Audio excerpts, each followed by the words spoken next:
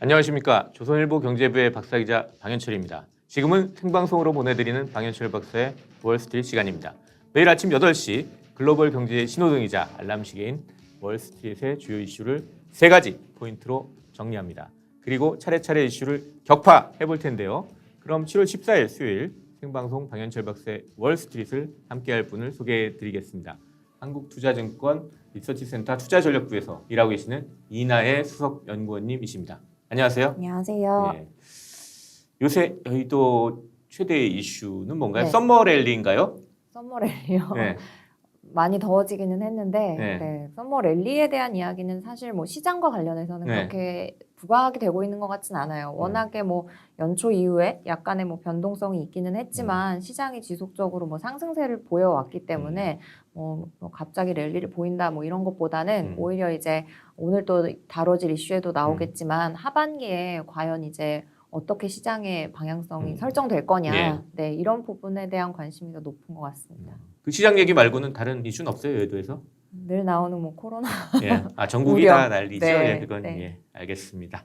자, 그러면 월가에서 어떤 일이 있었는지 먼저 알아보도록 하겠습니다. 14일 새벽에 끝난 월가 증시에서 다우지수는 0.3%, S&P 500은 0.4%, 나스닥도 0.4% 하락했습니다. 미국 노동부는 6월 소비자 물가 상승률이 전년 대비 5.4%라고 발표했습니다. 이는 2008년 이후 13년 만에 가장 높은 것입니다. 미국 10년 만기 국채는 연 1.42%에 거래돼서 다시 연 1.4%대로 올라섰습니다.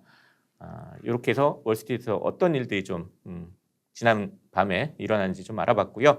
3가지 포인트를 한번 얘기를 해보도록 하겠습니다. 첫 번째, 어닝 아닌 물가 서프라이즈. 두 번째, 월가 벌써 원자재 투자로 이동. 셋째, UBS는 더 오른다의 베팅. 이렇게 3가지를 포인트로 한번 꼽아봤습니다. 그럼 이 3가지 포인트를 가지고 하나하나 이슈를 격화해 보도록 하겠습니다. 첫 번째 포인트는 어닝 아닌 물가 서프라이즈 이겁니다. 뭐냐면 일단 지금 어닝 시즌, 실적 발표 시즌이 시작됐잖아요. 근데 네. 실적 발표 시즌 문을 열자마자 6월 소비자 물가가 발표됐는데 네. 이게 오히려 서프라이즈, 시장에 서프라이즈를 줬어요. 네. 왜냐하면 이제 5.4% 아까 말씀드렸듯이 6월 소비자 물가가 5.4% 나왔는데 월가에서는 한 5% 예상했잖아요. 네. 그러니까 상당히 좀 서프라이즈다. 근데 이것만 그런 게 아니라 뭐 식량이나 에너지 가격을 뺀 핵심 물가, 근원 물가도 4.5% 올랐는데 이건 오히려 1991년 이후에 또 최고치고 월가 전망인 3.8%보다도 더 높고 전달 대비로 봐도 0.9% 네. 역시 월가 전망인 0.5%보다 높고 그러니까 상당히 좀 서프라이즈한 숫자가 나온 건데요. 네. 계속 이제 6월 소비자 물가를 봐야 된다 이런 얘기 하셨잖아요. 왜냐하면 이제 아무래도 작년에 코로나로 이제 물가 상승률이 좀 낮았으니까 5월까지는 그러다가 네. 이제 6월부터 좀 그 물가 올라가면서 기저 효과가 사라지면서 실제 민낯이 보이는 인플레 민낯이 보이게 될 거다 이런 얘기를 많이 했는데 네. 나왔어요. 이거 어떻게 평가하시겠습니까? 네, 5월에도 사실 뭐 이제 인플레에 대한 우려가 있었고 네. 6월에도 말씀하신 것처럼 우려감이 계속 좀 반영이 되는 추세였기 때문에 과연 이 실제치가 어떻게 나올 거냐. 근데 말씀하신 것처럼 예상했었던 것을 크게 상회를 했기 때문에 사실 이전에 시장에서 계속 논란이 됐었던 인플레에 대한 우려와 그다음에 역시 왜 그렇게 됐느냐를 보면은 인플레 우려가 결국은 이제 정책의 변화를 자극할 수 있다라는 부분 때문인 거잖아요. 그렇죠. 미 네. 연준이 돈줄 제기에 나설 거냐, 뭐 안 나설 거냐, 뭐 이런. 네. 그런 것들을 다시 한번 또 자극을 할 수가 있기 때문에 6월 지표에 대해서도 우려의 목소리가 나올 것 같기는 합니다. 근데 사실 말씀해주신 뭐 코어 지수라든지 이런 부분들을 좀 감안해 봤을 때 그 인플레이션 지표의 기여도가 높았던 것들을 좀 세부 항목들을 봐야 되는데 지난달과 마찬가지로 이제 중고차 가격과 관련한 부분이라던가 그렇죠. 중고차 가격이 많이 올랐어요. 네, 그래서 뭐 사상 최대 수준으로 올랐다라고 하는데 그런 부분들, 그다음에 이제 여행이나 이런 서비스업 관련한 부분에 경제 재개에 의해서 개선될 수 있는 부분들 이런 부분들의 기여도가 좀 높았던 것으로 보여집니다. 사실 중고차 가격 같은 경우에는 상승세가 나타났던 그 배경 자체에 이제 공급 병목과 관련한 이슈가 존재를 하고 있잖아요. 그러니까 신차 자체를 지금 구매를 하려면 대기해야 되는 기간이 너무 길다 보니까 경제 재개를 앞두고 신차 구매를 하기보다는 중고차를 구매하겠다라고 하는 부분의 수요가 좀 있다 보니 중고차 가격의 상승을 계속해서 자극을 한 상황이고 더불어서 이제 여행 소비나 이런 부분들 같은 경우에는 역시 또 경제 재개를 앞두고 대기에 대한 부분들 그다음에 미국에서 이제 국내에서 또 국외 가까운 곳으로 최근에 해외여행 수요가 굉장히 많이 늘어났다고 하더라고요. 그래서 이런 부분들이 좀 가격 상승으로 연결이 되면서 인플레를 좀 자극한 게 아닌가 싶습니다. 그러니까 인플레가 있다 없다 이 이슈보다는 인플레가 일시적이겠냐 장기적이겠냐 이게 이슈인데 이런 뭐 중고차 가격이나 이런 것들이 많이 오른 거니까 오히려 일시적인 것일 수 있다. 이쪽에 약간 좀 무게를 두시는군요. 네. 사실은 그 중고차 가격 관련한 부분은 근데 이제 중요한 부분은 그러면 그걸 자극했었던 그 신차 관련한 부분의 공급 이슈라던가 그 기저로 내려가 보면은 결국은 제조 활동이나 이런 부분들이 완만하게 회복이 돼서 뭐 신차에 대한 수요로 재차 이동할 수 있느냐 뭐 이런 부분의 이슈가 될 텐데 그 시점에 대한 부분이 요 인플레에 대한 이슈를 좀 더 장기화시키느냐 아니면 일시적으로 끝내느냐를 결정하는 그 키가 될 걸로 보여집니다. 약간 아쉬운 부분은 요즘에 이제 델타 변이나 이런 바이러스의 확산 관련한 부분 때문에 신흥국을 중심으로 회복이 됐었던 제조업 활동이나 이런 부분들이 다시 약간 위축되는 게 아니냐라는 우려감이 좀 있어서 사실 인플레 관련한 논란은 조금은 더 연장될 가능성이 있어 보여요. 7월 달 지표도 또 봐야 되겠네요. 그러니까 6월 지표 중요하지 않더니 7월 지표도 이제 중요해 보입니다. 근데 이제 인플레 이제 우려 나오면 이제 두 가지가 이제 포인트하고 저는 생각이 드는데 하나 이제 기업 실적, 그러니까 비용 증가로 이어져 가지고 기업 실적에 영향을 줄까? 그리고 두 번째 포인트는 아까 말씀하셨듯이 미 연준의 정책 변화가 올 것인가? 뭐 이건데 첫 번째 요런 기업 실적에 영향을 줄까? 요건 어떻게 생각하세요? 일단 펩시콜라가 이제 실적 발표하면서 최고 경영자인 휴 존스턴이 얘기했는데 확실히 비용 압력이 있고 이는 가격에 대한 압력을 더 높이고 있다 이렇게 얘기했거든요. 그러니까 기업들이 비용 압력들을 계속 좀 느끼고 있는 것 같아요. 근데 또 재밌게도 그 펩시에서 그런 코멘트를 하면서 원자재 가격이 오르고 있고 가격 전가를 해야 되기 때문에 앞으로 실적이 좋아질 걸로 생각한다 이렇게 코멘트를 또 같이 했거든요. 그러니까 결국은 원가가 상승하는 부분이 가격으로 전가가 돼서 기업에게 그 이익을 좀 그러니까 안정적으로 유지할 수 있게 해주느냐에 대한 부분이 핵심일 텐데 최근에 뭐 미국에서의 소비활동 경기라던가 혹은 뭐 자본재 관련한 부분에 뭐 이런 소비 관련한 부분이라던가 이런 부분들을 감안해 보면 기업의 원가 압력과 관련한 부분이 가격 전가로 이어질 가능성이 현재로서는 좀 높아 보이는 것 같습니다. 그리고 뭐 이게 미국의 이슈뿐만이 아니라 우리나라에서도 역시 원가 관련한 부분의 압력이 계속되다 보니까 이런 식품 가격이나 이런 부분들을 점진적으로 올리는 움직임들이 좀 나타나고 있어서 그런 부분들의 기업은 이익이 안 좋아질 우려보다는 또 개선의 가능성이 있는 그런 플레이어들도 좀 존재한다 이렇게 생각하고요. 그러면 또 그렇게 되면 다시 또 소비자 물가가 또 오를 수도 있을 것 같은데요. 이거 좀 지켜봐야 될 것 같습니다. 맞아요. 그러니까, 그래서 고용과 관련한 부분이라든지 그다음에 임금과 관련한 부분의 지표 개선 여부가 향후에 굉장히 중요한 이슈가 될 것 같습니다. 두 번째 포인트로 아까 얘기했던 게 연준이 과연 그 지금 정책을 방향을 바꿀까 이건데 일단 메리 델리란 저기 샌프란시스코 연방준비은행 총재가 요 CNBC에 나와서 얘기를 했어요. 일단 이 소비자 물가 상승률 나온 거에 대해서 놀라지 않는다고 또 하시면서 지금의 인플레 수치에 가지고 너무 많은 걸 읽으려고 하면 안 된다. 그래서 인플레 급등세는 일시적으로 보고 이 경제 재개 과정에서 그냥 당연히 나타나는 것, 뭐 이런 식으로 이제 해석을 했어요. 그러면서 이제 자산 매입 축소, 그러니까 연준의 일단 돈줄 재기는 기존의 시장 전망하고 같은 거죠. 그러니까 연말이나 내년 초에 아마 있을 것이다. 뭐 이렇게 얘기했는데 그 이에 반해서 또 돈줄을 계속 줘야 된다는 이 매파 성향의 분들 있잖아요. 그 중에 대표적인 이제 제임스 블러드 세인트루이스 연방은행 총재는 또 월스트리트 저널 인터뷰에서 지금 당장 지금 조만간 테이퍼링에 나서야 된다. 네. 뭐 이렇게 주장하기도 했으니까 약간 지금 연준 내에서 의견이 좀 갈려 있는 것 같은데 연준의 정책 변화를 이끌어 갈 수 있을 것 같아요. 그 6월 물론 소비자 물가 하나만 가지고는 사실 좀 판단하기 어렵겠지만 네. 그래도 좀 전망을 해보신다면 어떻습니까? 핵심적인 멘트는 결국 이번 주에 역시 또 나올 텐데 네. 파월 의장의 의회 증언에서 네. 또 확인을 할 수 있지 않을까 싶습니다. 근데 사실 그동안에 계속해서 얘기를 많이 했었던 연준 의원들이 각자의 발언을 계속 주장을 해왔었지만 네. 결국은 이제 장기적으로 연준의 최종 목표라고 볼 수 있는 고용과 관련한 부분이 가장 핵심적이라는 걸 강조를 해왔었기 때문에 사실 이번에 파월 의장의 의회 증언에서도 그 부분에 대해서 네. 다시 또 이야기가 나올 가능성이 높다라고 보고 있고요. 네. 그래서 결국은 계속 신뢰 중앙은행과 그 다음에 민간이 신뢰를 구축하는 과정이 그동안 계속 있었잖아요. 네, 그렇죠. 계속 예. 왈가왈부해 왔지만 근데 신뢰도가 좀 높아져 있는 그런 상황이기 때문에 다시 한번 또 고용과 관련한 부분에 방점을 찍고 충격을 주지 않는 선에서 하겠다라는 기존의 스탠스는 유지할 것 같습니다. 네. 그래서 완화적인 스탠스에 대한 코멘트가 다시 나오지 않을까 싶고 네. 시장에서 과거보다는 이 부분에 대해서 좀 걱정하는 강도가 이제 조금 뭐라 그럴까요?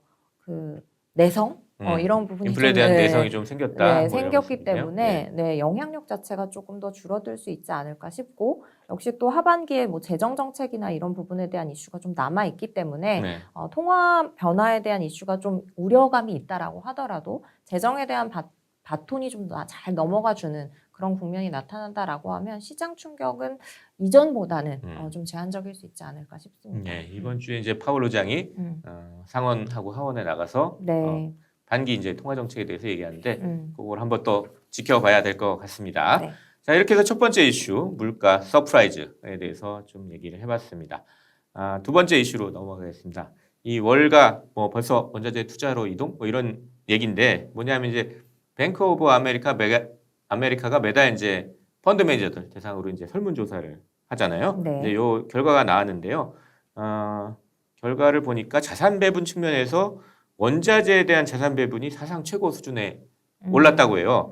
이 이유에 대해서 이제 뭐 여러 가지 해석이 나올 수 있는데 첫 번째 이제 뭐 말로는 별로 이렇게 인플레 걱정이 그다지 크지 않다고 하지만 실제로 행동은 이미 몸으로 인플레에 대비한 투자하는 거 아니냐 뭐 이런 해석도 가능하고 뭐 두 번째는 경기 회복에 따라서 지금 원자재 공급 병목 현상들이 벌어지니까 그걸 네. 보고 이 원자재에 투자를 늘린 거 아니냐 뭐 이렇게 볼 수 있잖아요. 네.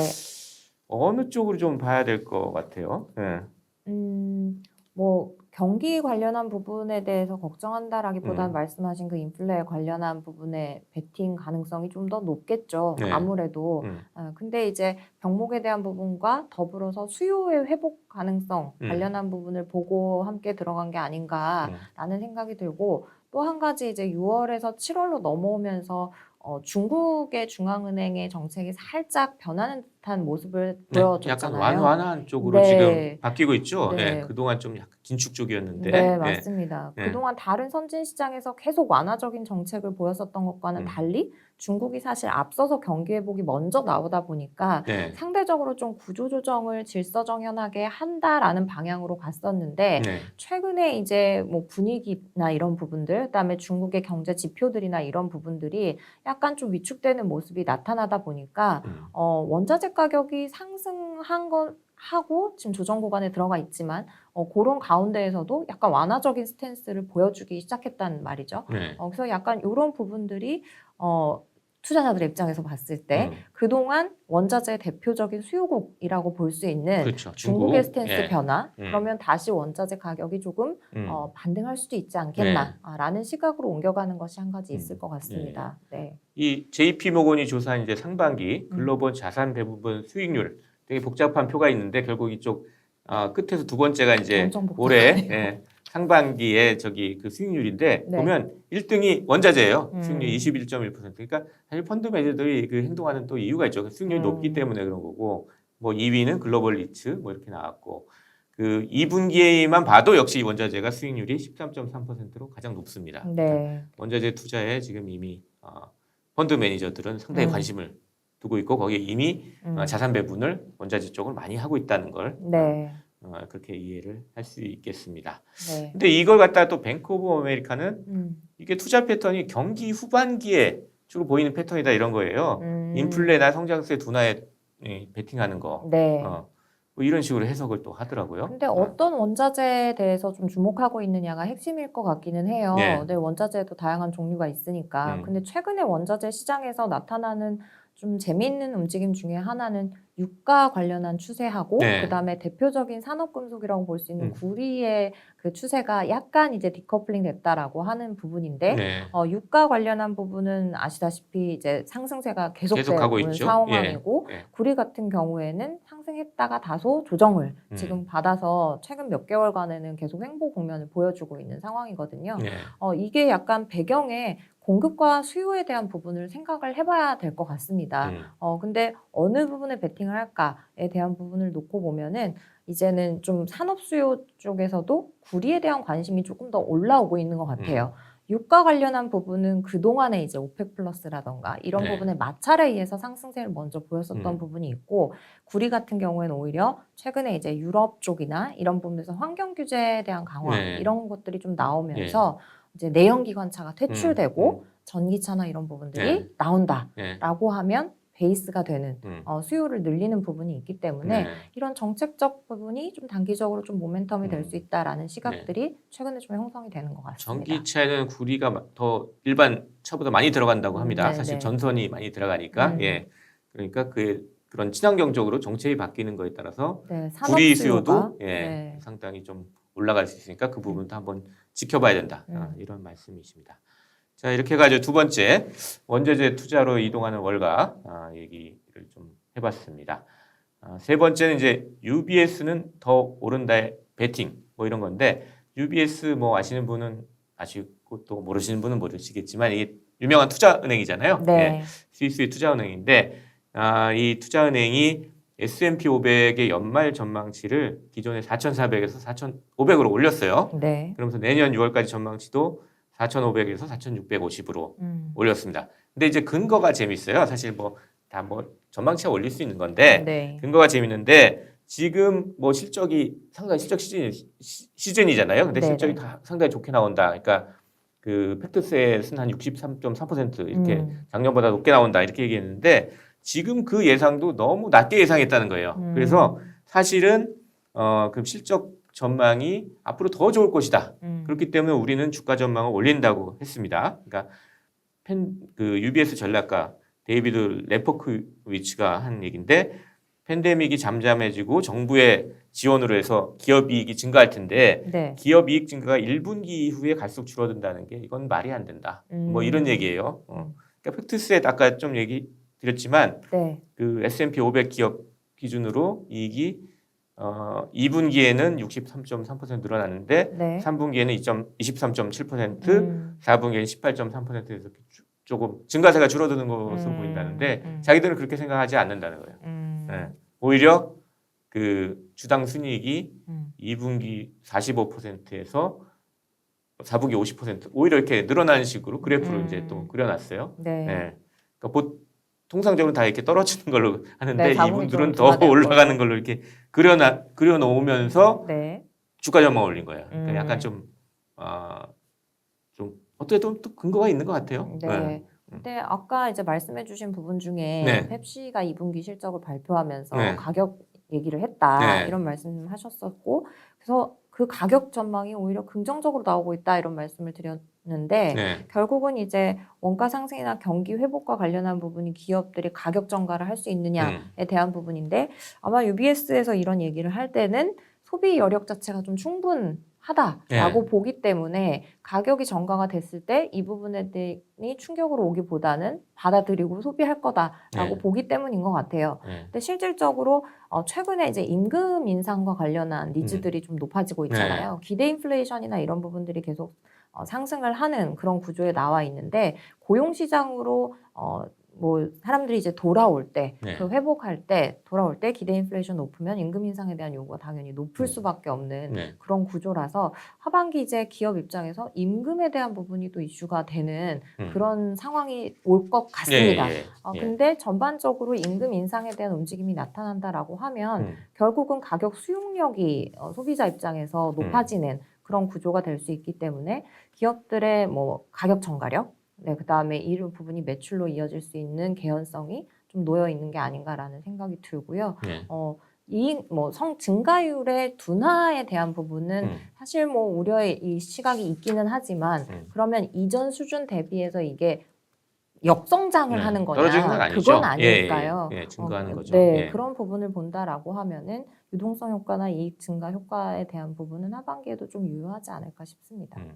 관련해서 좀 재밌는 통계가 하나 또 나왔는데요. 네네. 전미 자영업 연맹이라는 데서 설문조사를 했는데 그 6월 달에 그 소기업 중에 한 47%가 네. 자재와 노동 비용 상승 때문에 가격을 올렸다. 이렇게 답했으니까 실제로 막 그 가격을 전가하는 곳들이 많은 것 같습니다. 그리고 네. UBS도 그렇게 얘기한 이유가 가계가 저축으로 돈이 넘쳐나서 사실은 쓰고 싶은데 돈을 못 쓰고 있다. 네. 수요가 엄청나다는 방금 말씀하신 그 얘기를 하고 있어요. 그러니까 거의 뭐 지금 미국 가계가 저축한 돈이 거의 2조 달러 가까운 돈이 네. 있다는 거잖아요. 그러니까 그 돈이 있기 때문에 기업들이 비용이 증가하긴 하겠지만 이미 다 알고 있지만 이익 증가가 이런 비용 증가를 다 상회하고 남을 것이다. 이렇게 전망을 하고 있습니다. 네.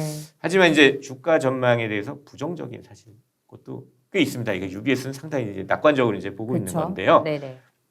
뱅크 오브 아메리카 여기에는 연말에 S&P 500이 3,800까지 전망하고 있어요. 지금이 4,369니까 네. 상당히 떨어질 것으로 전망을 하고 있는 거고요. 이 분들은 이제 뱅크 오브 아메리카는 그러니까 4분기에 이 증가가 줄어들 것을 보고 주가가 이 3분기부터 떨어질 거다 이렇게 또 전망을 하고 있습니다. 네. 그 CNBC가 또 이제 월가 증권사들의 연말 S&P 500 전망을 집계를 하는데 평균이 4,276이에요. 그러니까 지금보다도 좀 낮습니다. 네. 그러니까 물론 이제 긍정론, UBS 같은 아주 낙관론도 있지만 다른 이제 약간 비관적인 시각도 있고 이게 팽팽하게 지금 싸우고 있는 것 같습니다. 지금 네. 시장에서. 예. 그렇게 해서 뭐 세 번째 이슈, UBS는 더 오른다의 베팅 이걸 가지고 한번 얘기를 해봤습니다. 네. 결국 이제 하반기에 다들 정책이 어떻게 바뀔 거냐. 네. 그동안 우리가 겪어보지 못한 상황에서 겪어보지 못했던 뭐 그 정책 대응 이런 것들이 계속 새롭게 많이 나왔던 양상이기 때문에 네. 그 부분들을 사실은 막 예측하는 것도 중요하기는 한데 네. 또 여러 시나리오를 그려놓고 거기에 맞춰서 좀 대응 전략을 미리미리 한번 생각을 해보는 게 가장 이제 승산 있는 전략이 될 것 같습니다. 네. 네. 알겠습니다. 자, 이제 월스트리트의 세 가지 포인트를 한 줄 평으로 요약을 해보겠습니다. 첫 번째, 소비자 물가 상승에 다시 월가가 놀라고 있습니다. 관건은 두 가지라고 생각합니다. 비용 상승으로 기업 실적이 줄어들 것인지 그리고 물가 상승을 막기 위해서 미 연준이 행동에 나설 것인지입니다.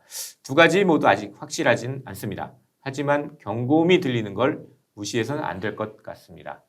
두 번째, 펀드 매니저들이 원자재 투자 비중을 늘렸다는 조사 결과가 나왔습니다. 인플레 대비 투자를 하고 있는 건 아닌가 싶습니다. 전문가들의 투자 패턴도 참고해야 할 것 같습니다. 세 번째, 미국 주가가 더 오른다와 꼭지에 올랐다는 의견이 대립하고 있습니다. 아직은 한쪽으로 쏠리는 것 같지 않습니다. 돌다리도 두들겨 보는 심정으로 투자에 나서야 할 때입니다. 자, 이렇게 해서 거의 방인철 박사의 월스트리트 마칠 시간이 거의 다 됐습니다. 오늘 이 시간 어떠셨는지 네. 한 말씀 해주시죠.